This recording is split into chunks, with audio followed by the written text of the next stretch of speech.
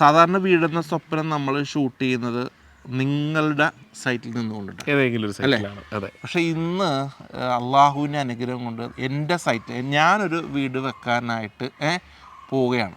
ഇപ്പം നമ്മൾ നിൽക്കുന്ന ഗ്യാപ്പ് ഉണ്ടല്ലോ, അപ്പോൾ ഓൾമോസ്റ്റ് ഇവിടെ നിന്ന് ഇവിടം വരെയുള്ള ഗ്യാപ്പിലെ സ്ഥലം ഫാദർ എൻ്റെ പേരിൽ ഇഷ്ടദാനം എഴുതുകയാണ് ചെയ്യുന്നത്. ഓക്കെ, ടെക്നിക്കൽ ചോദ്യം.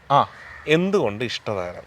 എന്താണ് നിങ്ങൾ ആ പഴയ വീട് പൊളിക്കുന്നതിന് പകരം പുതിയ വീട് വെക്കാം എന്നുള്ളൊരു ചിന്തയിലേക്ക് വരാനുണ്ടായി?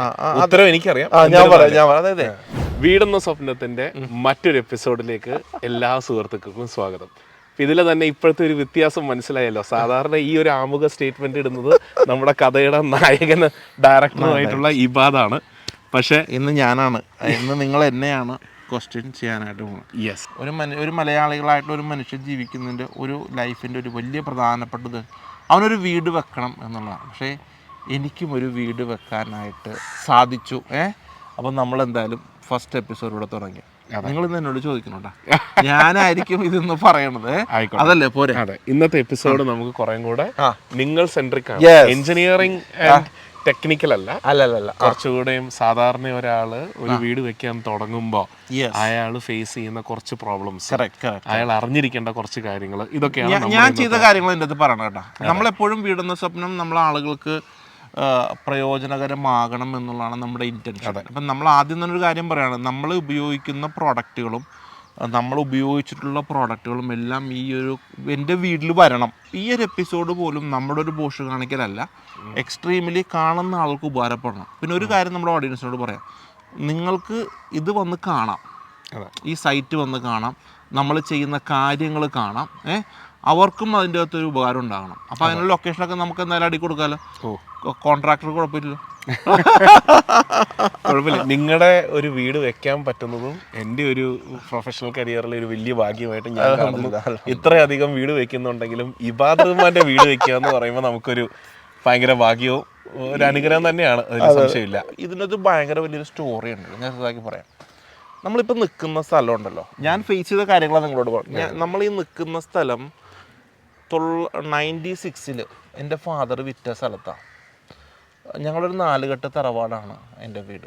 അപ്പോൾ വാപ്പാടെ സഹോദരങ്ങൾക്ക് വീതം കൊടുക്കുന്നതുമായിട്ട് ബന്ധപ്പെട്ട്, വാപ്പ സെൻട്രൽ ഗവൺമെൻറ് ഉദ്യോഗസ്ഥരായിരുന്നു, വീതം കൊടുക്കുന്നതുമായിട്ട് ബന്ധപ്പെട്ട് ഒരു 10 സെൻറ്റ് പാർട്ടീഷനിൽ വാപ്പ വിറ്റു.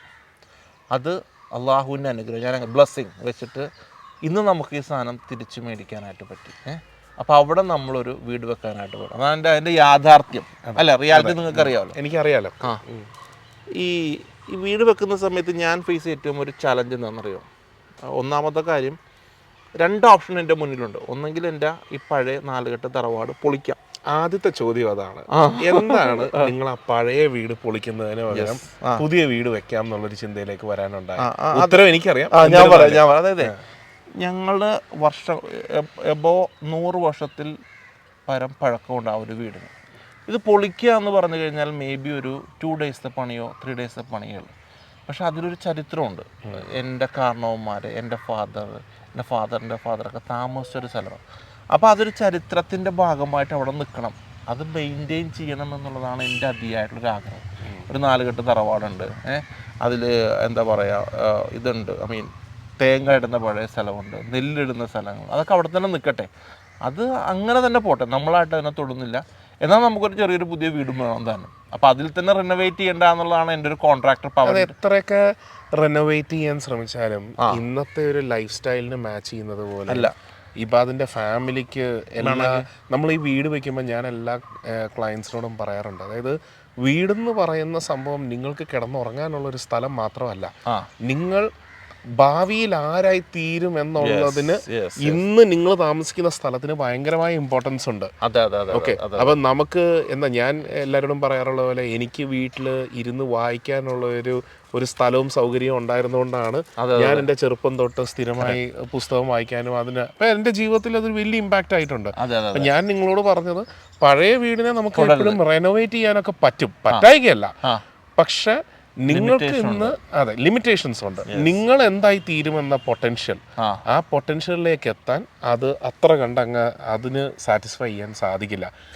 നിങ്ങൾക്ക് വേണ്ടി ആ സ്പേസ് കസ്റ്റമൈസ് ചെയ്ത് ചെയ്യാൻ പറ്റുമെങ്കിൽ അതായിരിക്കും നല്ലതെന്നൊരു അഭിപ്രായമാണ് വന്നത്. ചോദ്യം ഒന്ന് അത് കഴിഞ്ഞു. രണ്ടാമത്തെ ക്വസ്റ്റ്യൻ, നമ്മൾ ഈ സ്ഥലം വാങ്ങിച്ചപ്പോൾ ഒരു 10 സെൻറ്റ് ആയിരുന്നു. 10 സെൻറ്റ് സ്ഥലം വാങ്ങിച്ചു. അപ്പം നമ്മൾ വച്ചുകൊണ്ടിരിക്കുന്ന വരച്ച വീട് ഈ ഒരു സ്ഥലത്ത് ഫിറ്റ് ആകുന്നില്ല.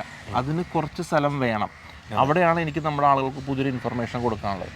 ഇപ്പോൾ ഉദാഹരണത്തിന് ഇതിപ്പോൾ എൻ്റെ വാപ്പാൻ്റെ പ്രോപ്പർട്ടിയാണ് മൊത്തം. ഞാനൊരു മോനും ഒരു പെങ്ങളുമാണുള്ളത്. ഈ പ്രോപ്പർട്ടി ഞാനും എൻ്റെ വൈഫിൻ്റെ പേരിലാണ് ഈ സ്ഥലം വാങ്ങിച്ചത് ആക്ച്വലി.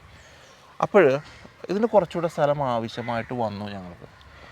2 ഓപ്ഷൻ ഉണ്ട്. ഒന്നെങ്കിൽ അടുത്ത ആളുടെ സ്ഥലം നമ്മൾ വാങ്ങിക്കണം അല്ലേ, അല്ലെങ്കിൽ ആരെങ്കിലും ഇഷ്ടദാനം തന്നെ. പക്ഷേ ഇഷ്ടദാനം തരാമെന്ന് പറഞ്ഞാൽ ഫാമിലി മെമ്പേഴ്സിന് മാത്രമേ ഇഷ്ടദാനം തരല് പറ്റുള്ളൂ. വാപ്പ എന്തെന്ന് വെച്ചാൽ വാപ്പ പറഞ്ഞ് നമുക്കൊരു പണി ചെയ്യാം, ഈ കുറച്ച് സ്ഥലം ഇപ്പം നമ്മൾ നിൽക്കുന്ന ഗ്യാപ്പ് ഉണ്ടല്ലോ, അപ്പോൾ ഓൾമോസ്റ്റ് ഇവിടെ നിന്ന് ഇവിടം വരെയുള്ള ഗ്യാപ്പിലെ സ്ഥലം ഫാദർ എൻ്റെ പേരിൽ ഇഷ്ടദാനം എഴുതുകയാണ് ചെയ്യുന്നത്. ഓക്കെ, ടെക്നിക്കൽ ചോദ്യം. എന്തുകൊണ്ട് ഇഷ്ടദാനം? ഇഷ്ടദാനം എന്ന് പറഞ്ഞാൽ മേടിക്കണ്ടല്ലോ, കാശ് കൊടുക്കാം. അതിൽ വാപ്പ കാശ് കൊടുക്കണ്ട. അതല്ല, അതിലൊരു ചെറിയൊരു ടെക്നിക്കൽ പോയിന്റ് കൂടെ ആഡ് ചെയ്യാം. അതായത് ഇത് ഓഡിയൻസിന് വേണ്ടിയിട്ട് പറയുന്നതാണ്. അതായത് ഇപ്പം നിങ്ങൾ ആ സ്ഥലം മേടിച്ചിരിക്കുന്നത് നിങ്ങളുടെയും വൈഫിൻ്റെയും പേരിലാണ്. പക്ഷെ നിങ്ങളുടെയും വൈഫിൻ്റെയും പേരിലുള്ള സ്ഥലത്ത് വീട് വെക്കുന്നത് നിങ്ങളും വൈഫും കൂടെയാണ്. കറക്റ്റ്. അപ്പോൾ തൊട്ടപ്പുറത്തെ ഒരു സ്ഥലം എന്ന് പറയുന്നത് നിങ്ങൾക്ക് അവകാശം ഉണ്ടെങ്കിലും നിങ്ങൾക്ക് അവകാശം ഇല്ലെങ്കിലും ഇതിലെ ഫാക്ട് എന്ന് പറഞ്ഞു കഴിഞ്ഞാൽ അത് വേറൊരാളുടെ പ്രോപ്പർട്ടിയാണ്. അപ്പോൾ അത് നിങ്ങളുടെ പേരിലോട്ട് വന്നാൽ മാത്രമേ നമുക്ക് പെർമിറ്റിന് അപ്ലൈ ചെയ്യാൻ പറ്റുള്ളൂ. കറക്റ്റ്. പെർമിറ്റിന് അപ്ലൈ ചെയ്യണമെന്നുണ്ടെങ്കിൽ വാപ്പാടെയാണെന്ന് പറഞ്ഞിട്ട് കാര്യമില്ല, നമ്മുടെ പേരിലായിരിക്കണം. കറക്റ്റ്. അങ്ങനെയാണ് ഇഷ്ടദാനം എഴുതുന്നത്. അപ്പോൾ ഇഷ്ടദാനം എന്ന് പറയുമ്പോൾ ഒരു മകന് ഫാദർ കൊടുക്കുന്ന ഒരു പ്രോപ്പർട്ടി ആകുമ്പോൾ അതിൽ രജിസ്ട്രേഷനിലും സ്റ്റാമ്പ് ഡ്യൂട്ടിയിലും ഒക്കെ അതിൻ്റെതായ കുറവുകളും ഉണ്ട്. അതും കൂടെ എല്ലാവരും അറിഞ്ഞിരിക്കണം. അത് എല്ലാവർക്കും അറിയുമെന്ന് അറിയില്ല, കുറവുണ്ട്. സാധാരണ ഒരു കമേഴ്ഷ്യൽ ട്രാൻസാക്ഷൻ നടക്കുമ്പോൾ ഇന്ന് 8%+2% ആണ് fair value, I mean purchase price, fair value base ചെയ്തിട്ടുള്ള പർച്ചേസ് പ്രൈസിന്റെ അത്രയും രജിസ്ട്രേഷൻ കോസ്റ്റ് ഒരാൾക്ക് വേണ്ടി വരുന്നുണ്ട്. ഇഷ്ടദാനം കൊടുക്കുമ്പോൾ ഇത്രയും കോസ്റ്റ് വരുന്നില്ല. ശരിയാണ്, അത് ഓൾമോസ്റ്റ് കുറവായിരുന്നു. അപ്പൊ എന്തുകൊണ്ട് തന്നെയാണെങ്കിലും ഇഷ്ടദാനം, നിങ്ങൾ ഇൻഹെറിറ്റ് ചെയ്ത ഒരു പ്രോപ്പർട്ടി നിങ്ങളുടെ പേരിലോട്ട് ആക്കുന്നതിന് നിങ്ങളുടെ പേരൻസ് ചെയ്തിരിക്കുന്ന സാധനം ഇഷ്ടദാനം എന്നുള്ള രീതിയിൽ ആക്കി പോക്കുവരവ് ചെയ്ത് നിങ്ങളുടെ പേരിലോട്ട് ടാക്സ് ടോക്കൺ വന്നതിന് ശേഷം മാത്രമേ നമുക്ക് ബിൽഡിംഗ് പെർമിറ്റ് അപ്ലൈ ചെയ്യാൻ പറ്റൂ. അതല്ല അതിന്റെ വാപ്പയുടെ സ്ഥലമാണെന്ന് പറഞ്ഞിട്ട് കാര്യം. പിന്നെ അടുത്തൊരു ഓപ്ഷൻ ഉണ്ടായിരുന്നത് വേണമെങ്കിൽ ജോയിൻ ചെയ്തുകൊണ്ട് ചെയ്യാമെന്നാണ് പറഞ്ഞത്. വാപ്പ പറഞ്ഞത് അതങ്ങനെ ചെയ്യണ്ട, നീ ഇതിങ്ങനെ ചെയ്താൽ. വാപ്പയുടെ ആ യുക്തി എന്താ എന്നൊന്ന് പറയാം. അതും എല്ലാവരും അറിഞ്ഞിരിക്കേണ്ട ഒരു കാര്യമാണ്. വാപ്പയുടെ യുക്തി എന്ന് പറഞ്ഞാലേ, വാപ്പ കുറച്ചുകൂടെ ഒരു ഇൻഡിപെൻഡന്റ് ആയിട്ട് ചിന്തിക്കുന്ന ഒരു പേഴ്സണാലിറ്റിയാണ്. അതങ്ങനെ തന്നെ വേണമെന്നൊരു എൻ്റെ വാപ്പ പഴയൊരു പട്ടാളക്കാരനായിരുന്നു. പട്ടാളത്തിൽ നിന്ന് റിട്ടയർഡ് ആയിട്ടാണ് വാപ്പ BSNL വന്നത്. ഞാൻ പറഞ്ഞു നമുക്ക് ഒരുമിച്ച് ചെയ്യാം. ഞാൻ പറഞ്ഞത് വേണ്ട, നീ അതിങ്ങനെ മതി എന്നുള്ളതായിരുന്നു വാപ്പയുടെ ഒപ്പീനിയൻ. കാര്യം ഇനി എന്നെ സംബന്ധിച്ചിടത്തോളം വേറെ മക്കളില്ല. അപ്പോൾ ഇതൊക്കെ എല്ലാം ബ്ലെസ്സിങ് കൊണ്ട് നമുക്കുള്ള പ്രോപ്പർട്ടി തരാൻ സംശയമൊന്നുമില്ല. പക്ഷേ ഞാൻ മനസ്സിലാക്കുന്നത് ഇപ്പോൾ ഇഷ്ടദാനം അല്ലെങ്കിൽ നാളെ ഒരു പക്ഷേ എൻ്റെ കീഴൊരു ബ്രദർ ഉണ്ടായിരുന്നെങ്കിൽ അത് തലമുറകൾ കഴിയുമ്പോൾ ചിലപ്പോൾ എന്തെങ്കിലും ഒരു പ്രശ്നത്തിനുള്ള പോസിബിലിറ്റീസ് കൂടുതലായിരിക്കും. ഞാൻ എൻ്റെ എല്ലാ ക്ലയൻസിനോടും പറയുന്നത് ഇന്ന് പ്രശ്നമുണ്ടോ പ്രശ്നമില്ലയോ എന്നുള്ളതിലല്ല, ഇന്ന് ചെയ്യുന്ന കാര്യം 100% ക്ലിയർ ആക്കുക എന്നുള്ളതാണ്. കറക്റ്റ്. നമ്മുടെ പല ക്ലയൻസിനും ഈ പ്രശ്നങ്ങൾ പലപ്പോഴും ഫേസ് ചെയ്തിരിക്കുന്നുണ്ട്. ഇപ്പൊ തന്നെ നമുക്ക് ഒരു പ്രോജക്റ്റിൽ വന്ന ഒരു ബുദ്ധിമുട്ടെന്ന് പറഞ്ഞു കഴിഞ്ഞാൽ എന്താ, ഈ ഒരു 5 സെന്റ്, ആ പ്രോപ്പർട്ടിയിൽ 5 സെന്റ് ഒഴികെ ബാക്കി എല്ലാ സ്ഥലവും ഈ ക്ലയന്റ് സ്വമേധയാ മേടിച്ചു. ആള് കാശ് കൊടുത്ത് കമേഴ്ഷ്യൽ ട്രാൻസാക്ഷൻ ചെയ്ത് ഇത്രയും സ്ഥലം മൊത്തം മേടിച്ചു.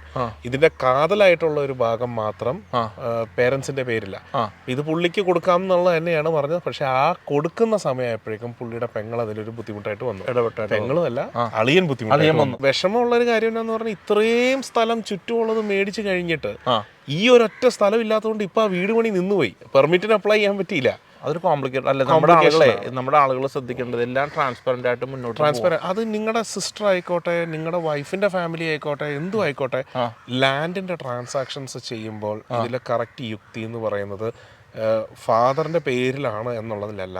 അത് അപ്ലൈ ചെയ്യുമ്പോൾ ജോയിന്റ് ആയിട്ടൊന്നും അപ്ലൈ ചെയ്യരുത്. കാരണം നിങ്ങളുടെ പേരിലോട്ട് അത് വരണം, നിങ്ങളുടെയും വൈഫിൻ്റെയോ അങ്ങനെ എന്തെങ്കിലും ഒരു ഇതിലോട്ട് വന്നതിന് ശേഷം മാത്രമേ ഇപ്പം നിങ്ങൾക്ക് ആ നിയമത്തിൻ്റെ ബുദ്ധിമുട്ട് ഒഴിവാക്കാൻ വളരെ സിമ്പിളായിട്ട് നിങ്ങളുടെ ഫാദറിൻ്റെ പേരിലും കൂടെ കാണിച്ചത് വീട് വെച്ചാൽ മതി. അന്ന് ഞാൻ മറിച്ച അഭിപ്രായം പറഞ്ഞത് എനിക്ക് ഫാദറിനെയോ നിങ്ങളുടെ സിസ്റ്ററിനെയോ കുറിച്ച് മറിച്ച അഭിപ്രായം ഉള്ളതുകൊണ്ടല്ല. പക്ഷെ ഭാവിയിലേക്കാണെങ്കിലും എല്ലാം എപ്പോഴും ക്ലീൻ ആൻഡ് ക്ലിയർ ആയിട്ടായിരിക്കണം ഈ സംഭവം മുന്നോട്ട് പോകുന്നത്. ഇപ്പൊ ഒരു നിയമത്തിന്റെ ബുദ്ധിമുട്ട് ഒഴിവാക്കാൻ നമുക്ക് എന്തെങ്കിലും ചെയ്യുന്നതിലല്ല, ഭാവിയിലേക്ക് എന്താണ് കറക്റ്റ് എന്നുള്ളതാണ്. അപ്പൊ അതിലെനിക്ക് സന്തോഷമുണ്ട്. അത് എന്റെ ആ ഒരു അഡ്വൈസ് അല്ല, അത് ഇതൊന്നും പ്രശ്നങ്ങൾ ഉണ്ടാകുമെന്ന് കൊണ്ടിട്ടല്ല കേട്ടോ.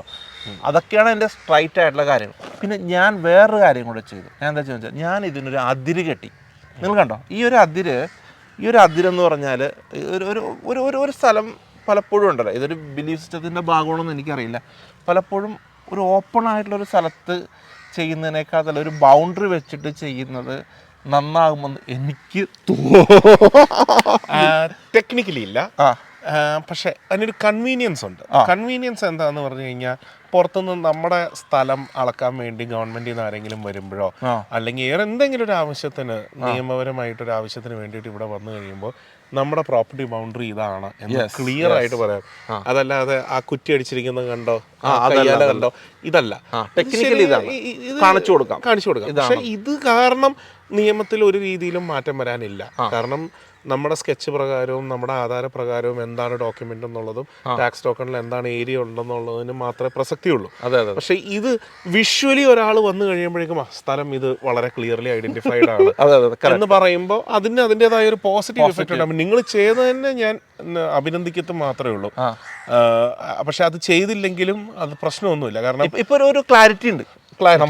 ഇത് ഞാൻ പേഴ്സണലി റെക്കമെൻഡ് ചെയ്യണം. ചിലപ്പോൾ നിങ്ങൾ ഈ പറഞ്ഞ പോയിന്റിൽ തന്നെ പറയുകയാണെങ്കിൽ ആരെങ്കിലും ഇതൊന്നും നമുക്ക് ആരും പറഞ്ഞു തരാനൊന്നുമില്ല.